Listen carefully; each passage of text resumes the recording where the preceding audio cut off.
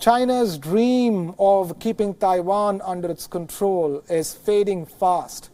Taiwan is getting international support and praise for its response to this pandemic. Just 440 cases and 7 deaths. Taiwan has been a winner. It can help the world, and it's time the world acknowledged this fact.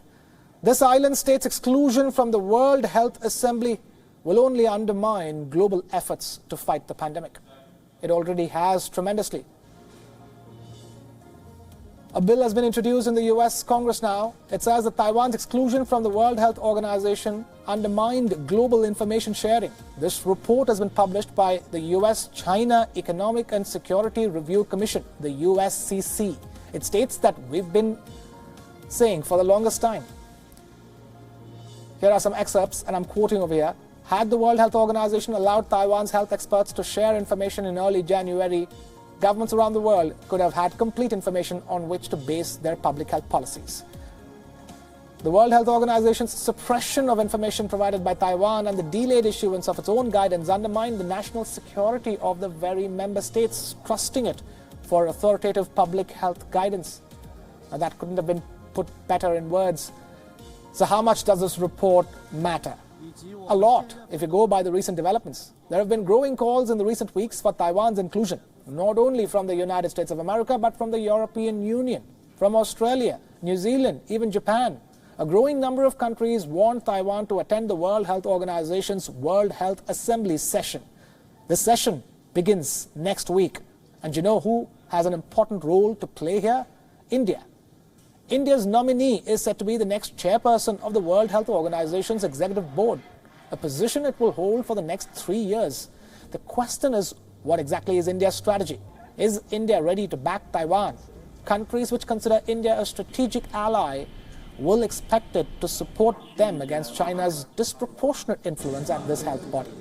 Here's something else we must remember. China has shown scant regard for India's territorial integrity, from calling Arunachal Pradesh their own to funding infrastructure projects in Pakistan-occupied Kashmir.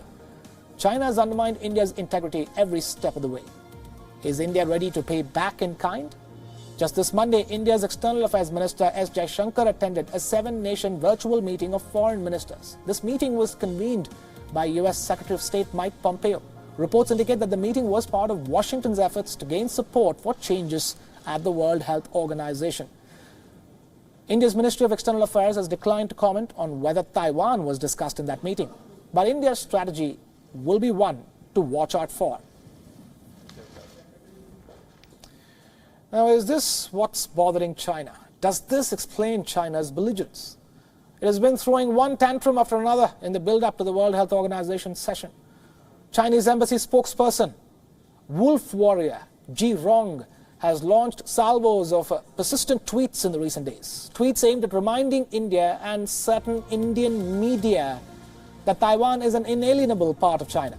The Chinese embassy in New Delhi wants India to adhere to the One China principle because apparently it's a quote-unquote widely accepted universal consensus of the international community. A universal consensus. Are they even following the news? The voices of support for Taiwan are growing by the day. Global backlash against China is building. India will soon have an important role to play. A balancing act is not advised. India should back Taiwan. And joining us live from Beijing is political and economic commentator Einar Tangen on the broadcast. Einar, thank you so much for being with us. Now, talk to us. We are having this conversation at a time when support for Taiwan's inclusion in the World Health Organization's World Health Assembly session is growing by the day. Yes, but remember that the WHO is an organization and it's not up to the chairman. It's really up to the member states. There's a process by which countries are admitted, and that would have to be followed. So at this point, this is more about the PR battle. Many people see Trump's hand in this in terms of this is attack China and don't discuss the internal matters of COVID-19.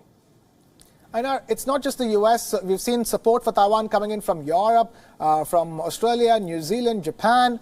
And, you know, this is a time when the country is also in the middle of doing the inauguration of its presidency and is releasing commemorative gold and silver coins as well. And there is a clear message from Taiwan that even in the time of this pandemic, it is facing intimidation from China. Well, there's also this feeling that Taiwan is trying to use the situation. Remember, Tsai Ing-wen had a massive defeat, but then was able to pull it out in terms of her presidency. She was actually going to stand back. Her one issue has been the friction with the mainland. So, yes, of course, just coming up to her inauguration, she's going to push this. She really feels that the U.S. is going to support her on this. But remember, this is in violation of the one country principle, which is adopted by many of the same nations who are saying that Taiwan has to be part of the WHO. So, it's very hard to kind of separate these issues. If countries are going to get involved in the internal affairs of other countries and sections therein, India would also be exposed to this. If countries decided that they didn't like the way that India was dealing with internal matters. So countries have to be very, very careful about how they phrase this and what does constitute a separate entity. But Einar, this entire one China policy that China claims there is a global consensus on, there's very little evidence of the fact that there's a global consensus, particularly if you see in the recent times with country after country, big developed countries and others backing Taiwan and Taiwan's own presence at a global platform on its own account and not as a part of anything else. Well, I don't know that you have the kind of global consensus that you're referring to. There has been noise made by the United States, who has also passed a number of resolutions supporting Taiwan against China. Donald Trump has, as I said, an avowed policy that he does not want to discuss his handling of COVID-19. What he wants to do is make this about China, and this seems to be in line with that. In terms of India and other things, other countries, they have yet to actually speak. There have been calls in Australia to have an investigation by the WHO, but there's no move right now legally to include Taiwan in the WHO. Einar Tangen joining us live from Beijing with that perspective. Thank you so much for being with us here on the broadcast on WION World is One.